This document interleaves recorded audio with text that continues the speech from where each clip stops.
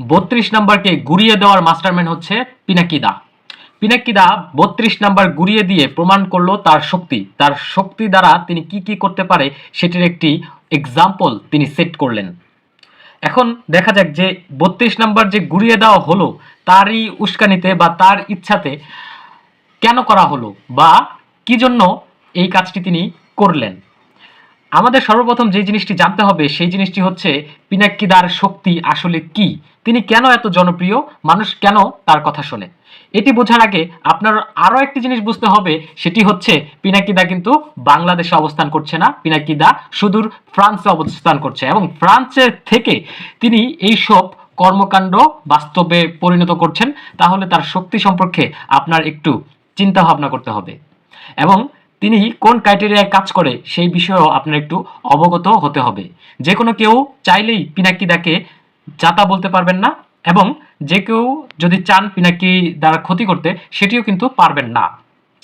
আসুন পিনাকিদার মূল উৎস, শক্তির উৎস সম্পর্কে আমরা একটু জানি। পিনাকিদার মূল শক্তির উৎস হচ্ছেন আপনারা। হ্যাঁ, অবশ্যই পিনাকিদার মূল শক্তির উৎস সাধারণ মানুষ, সাধারণ জনগণ। আপনারা একটা বিষয় লক্ষ্য করবেন, পিনাকিদার ভিডিওতে আপনারা সব সময় সাধারণ মানুষের কথা শুনবেন, দেশের উন্নয়নের কথা শুনবেন এবং রাঘব বোয়ালরা কিভাবে দেশটাকে খেয়ে ফেলছেন, কিভাবে দেশটাকে অন্যের হাতে তুলে দিচ্ছেন, ভারতের হাতে তুলে দিচ্ছেন, ধ্বংস করে ফেলছেন, সেই সব বিষয়গুলো দেখতে পাবেন।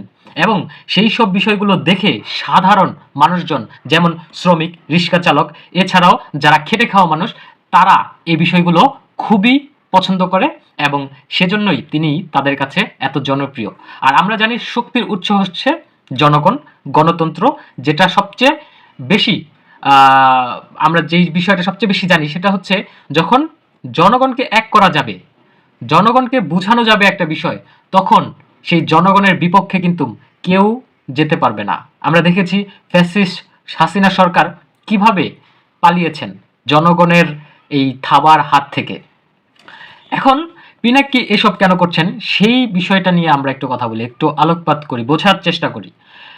ভয়ঙ্কর একটি বিষয় যে 32 নাম্বারকে মানে কিছু ঘন্টার মধ্যেই ঘুরিয়ে ফেলা হলো এবং পিনাকিদা এগুলো কেনই বা করছেন। আপনারা জানেন যে পিনাকিদা হচ্ছে ফ্রান্সে এবং তিনি কিন্তু পলিটিক্যাল এক্সাইলে রয়েছেন, তিনি বাংলাদেশে ফিরতে পারছেন না এবং বাংলাদেশে ফেরার জন্য তিনি চেষ্টা করেছেন, কিন্তু এখানে একটি বিষয় হচ্ছে পিনাকিদার যদি বাংলাদেশে ফিরতে হয় তাহলে শুধুমাত্র যদি বাংলাদেশ সরকার চায় যে পিনাকি আসবে বাংলাদেশে, তাহলে সেই সরকার, বাংলাদেশ সরকারকে রিকোয়েস্ট করতে হবে যে পিনাকি বাংলাদেশে সেফ এবং পিনাকিরও বলতে হবে যে আমি বাংলাদেশে সেফ, শুধুমাত্র তাহলেই আসতে পারবে। কিন্তু বাংলাদেশ সরকার সেই জিনিসটা করে নাই। এখন পিনাকিদা বাংলাদেশে আসতে পারছেন না। এখন যেহেতু আসতে পারছেন না, সেই জন্য পিনাকিদার একটা ক্ষোভ রয়েছে সরকার প্রধানদের উপরে, উপদেষ্টার উপরে।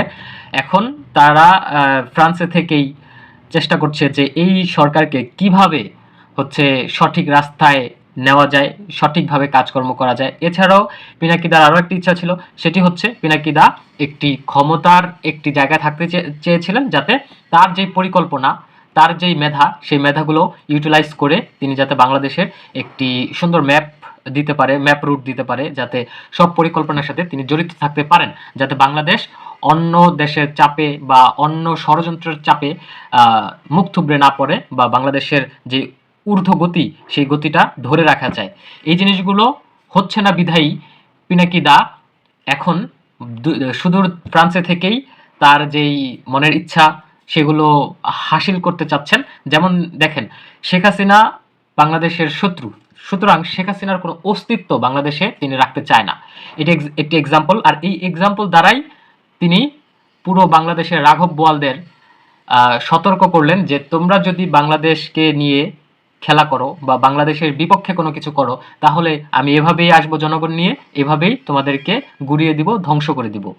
আমার যতটুক মনে হচ্ছে, যতটুক ধারণা করতে পারছি আমি, পিনাকিদার নেক্সট মিশন যেটি হবে সেটি হচ্ছে প্রথম আলোর যেই বিল্ডিংটি আছে, কাচের বিল্ডিংটি ফার্ম গেটে, এই বিল্ডিংটি ভেঙে গুড়িয়ে দেওয়া হবে এবং সেই পর্যন্ত আপনারা একটু ওয়েট করুন। আমার মনে হচ্ছে, আমি 70% শিওর যে এই বিল্ডিংটি ঘুরিয়ে দেওয়া হবে। খুব শীঘ্রই আপনারা একটি আপডেট পাবেন।